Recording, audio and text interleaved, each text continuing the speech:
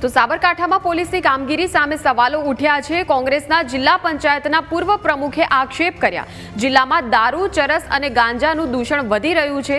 નશીલા પદાર્થોનું વેચાણ કરનારાઓના સંતાનો વિદેશમાં છે। નશીલા પદાર્થનું વેચાણ તેમ છતાં તંત્ર મૌન છે। યુવાધનને બરબાદ થતો અટકાવવો પડશે તેવું રાજેન્દ્રસિંહે કહ્યું। વેચાણ બંધ નહીં થાય તો સૌથી મોટું આંદોલન થશે।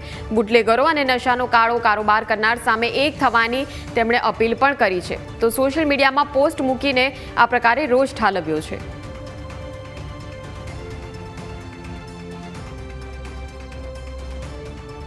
સાબરકાંઠામાં યુવાધન બેકારીના ખપ્પરમાં હોમાઈ રહ્યું છે અને સાથે સાથે સાબરકાંઠામાં દિન પ્રતિદિન દારૂની બદીના કારણે યુવાધન એનું કૌશલ્ય ખોઈ રહ્યું છે।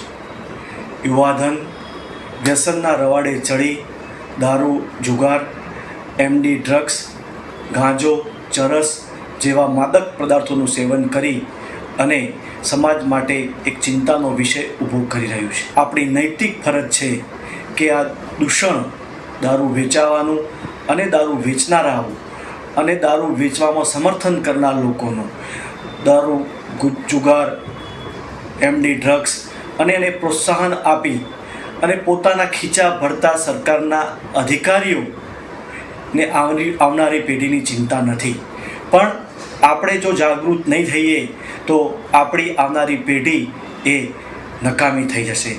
કારણ કે પૈસા લઈ અને આ ધંધા કરાવનાર સૌ કોઈના દીકરા દીકરીઓ એ વિદેશમાં અભ્યાસ કરે છે અને સુખી સંપન્ન જીવી રહ્યા છે।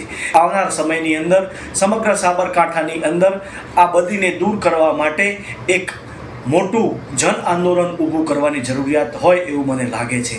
ગામડે ગામડેથી લોકો જાગૃત થાય અને ગામની અંદર ચાલતા ખોટા કામો, શહેરોમાં ચાલતા ખોટા કામો વિશે આપણે સૌ એકત્રિત થઈ અને આપણો અવાજ બુલંદ કરીએ અને આવનારી પેઢીનું ભવિષ્ય ચોક્કસ દિશામાં જાય એવા આપણે સૌ પ્રયત્ન કરીએ।